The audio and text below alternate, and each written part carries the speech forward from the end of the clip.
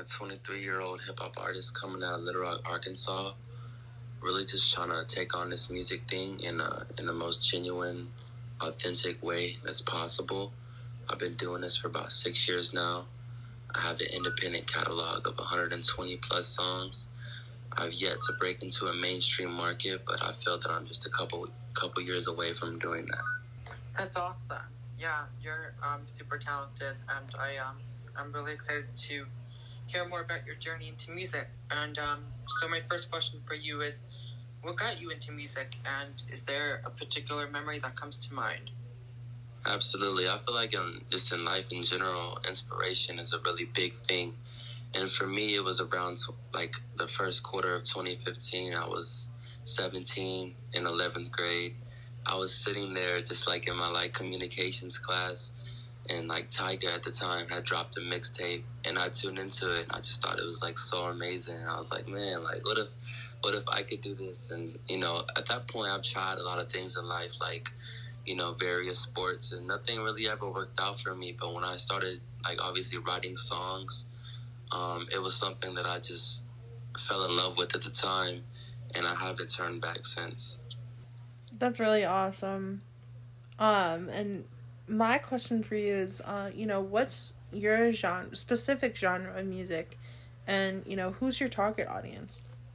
I would say like it leans back and forth from just like rap to pop, really just going back and forth in that medium.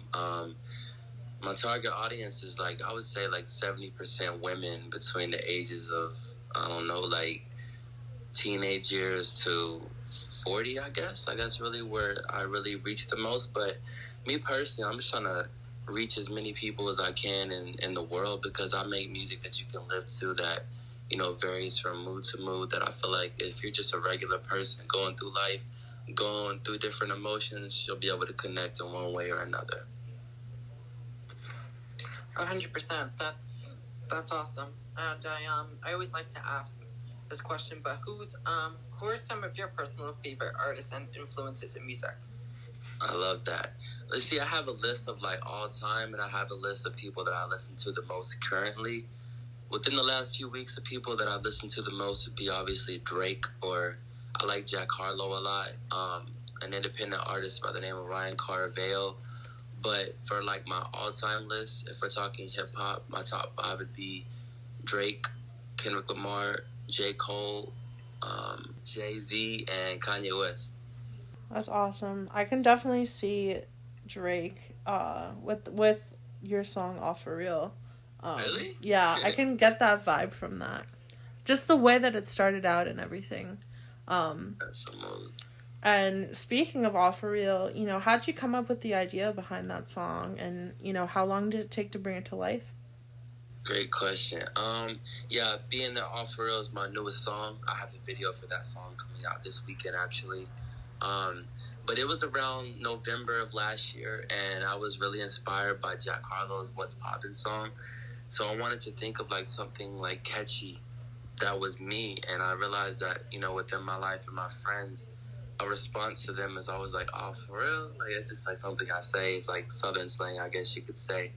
And I try to find a way to incorporate that, within the music, and it all came together. It wasn't, a lot of my music in the past has been really like deep and personal and like struck a lot of chords with people. But for that one particularly, I just wanted to have fun and vibe and just, just have a good time, something for the club, something for people to uplift them if they're not necessarily in a good mood.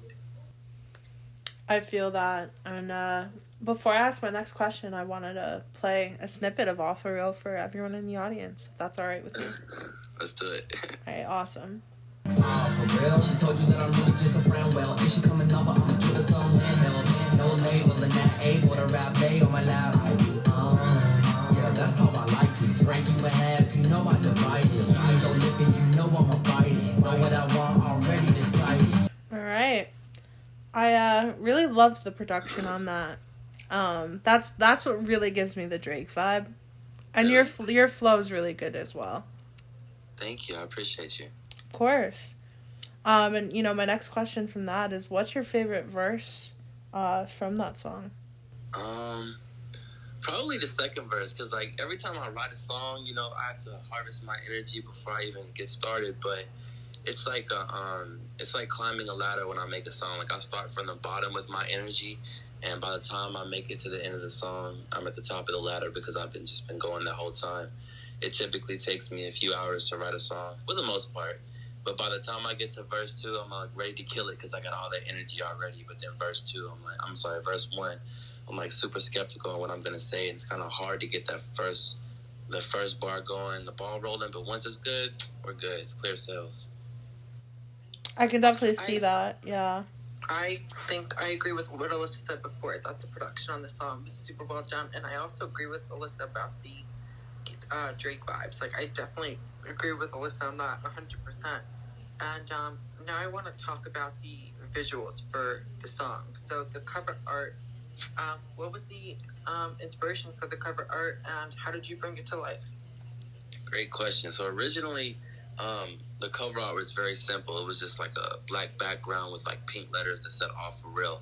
But about a month ago, me and my friend, I live in Arkansas.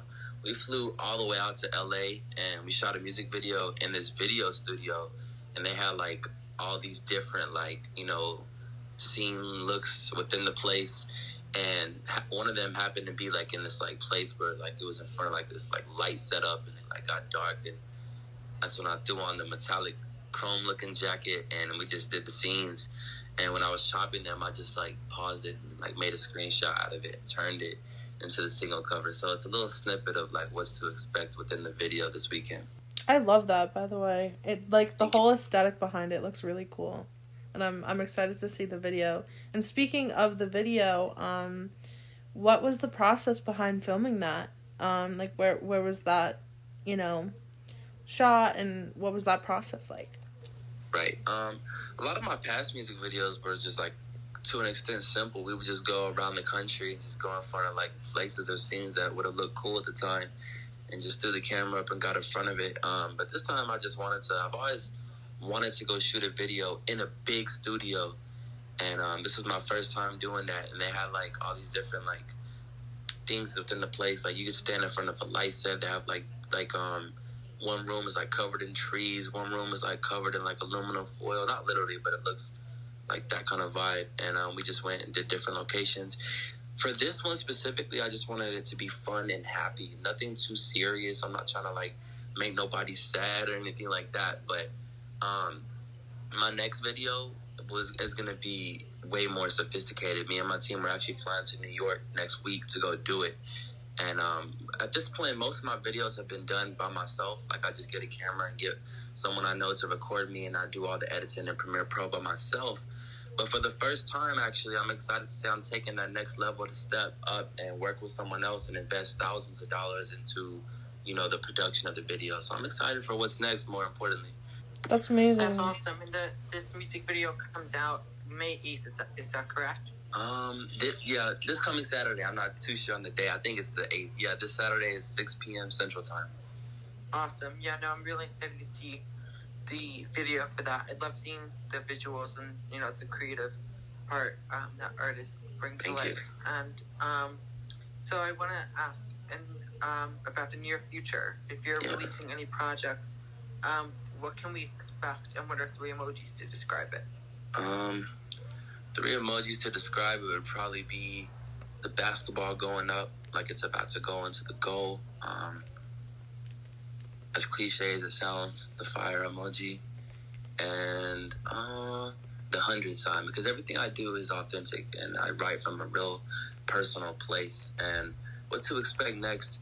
At this moment, there's really no projects coming up because I've released 7 or 8 of them in the past, and I want to wait till I can officially drop my debut album with whatever major label I end up partnering with within the next couple of years.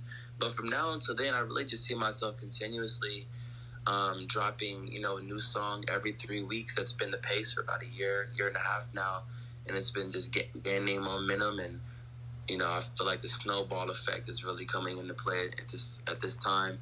But basically every 3 weeks I'm hitting people with something new. If it's a new song or if it's a video for that song, that's been the pace. That's the cheat code. You can literally go to my Spotify and look at every song and you can map out their 3 weeks apart, and it shows you that, okay, this guy hasn't taken his foot off the gas at all, period. So it's like, it's only going to keep going at this point. That's awesome, and I'm sure you're going to continue that grind, and I really wish you the best. I'm sure down the road you are going to get signed and, you know, take along that journey. And, you know, it's super important to stay in that grind, you know, no matter what, just so that you have that portfolio for people. So I really commend you for that. And my next question is about the industry in general. Like, what advice can you give to someone who wants to start to get into the music industry? Well, I've learned a lot of things. You know, when I first started out, I had a million questions, but it's not like I had someone I could just message to get my answers. You know, it took years of research, of studying people that I look up to or people that just were successful in the industry in general. But my personal advice would be, like, if you really want to do this, you have to, like, really commit to it, and you can't give up, number one. Number two, it's like, when you first start something, no one's really going to understand it. You know, I've been doing this for about 6 years now, and I personally feel like my music didn't even become good until like middle of 2019. So it took me about 4 years to even become good. And, you know, no one ever really took me serious, and you really have to commit to it, and you can't expect instant gratification. Like, if you're in this for the money or whatever you're in it for, your heart's got to be in the right place if you really want to go the distance. But then, you know, most importantly, in general, this thing is like, how do I put it? Like, there's different ways you can go. And I personally want longevity. You know, I want to be here in 10, 15 years from now. Like, I'm aiming for GOAT status. I'm not trying to be a fly-by-night. I don't want just the money and the success to leave. I don't want to just one-hit song. Like, I want to be here. I'm inspired by Drake. I'm inspired by the greats and people that really care about the music and the impact of it. But you just gotta keep going. You know, you can't really care about what people say, and that comes with time. You know, you develop thick skin as you go through, and you have, you know, thousands of people saying negative things about you. But when you know who you are and you believe in yourself, like, you're not gonna let anything stop you. That's really awesome advice. I love that. That's really great advice. And to continue talking about the music industry, from your perspective, what do you feel is the hardest part about being an artist in this industry?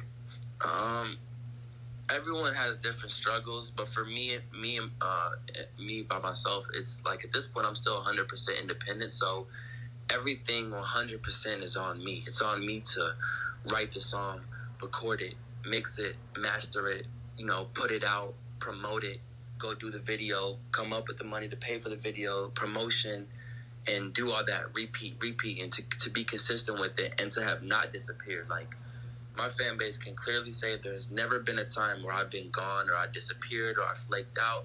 Just, like, being persistent, always being on time. Like, it's, to an extent, I'm not going to say it's super hard to maintain that. It's just, it takes a lot of self-discipline. Right. I'm sure that it does. And, you know, everyone has their own experiences. But is there, like, a particular experience, like, to piggyback that question, that you remember or that you'd like to talk about? That was, like, super hard? That was difficult, yeah. Okay. Before I was financially stable, back in the day, I used to have to work, like, a lot of, like, various jobs, like supermarkets and, like, restaurant business back in, like, 2015 through 17, because at the time I was making no money at all off the music or anything.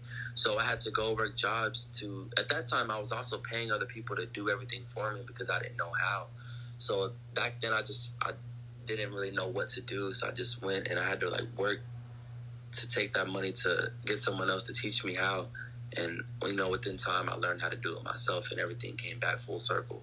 But it was back then when I just had no direction or not knowing anything, and knowing I wanted success within the music industry, but being 100% oblivious to it. And I still had years of studying to even have any sort of basic comprehension within it.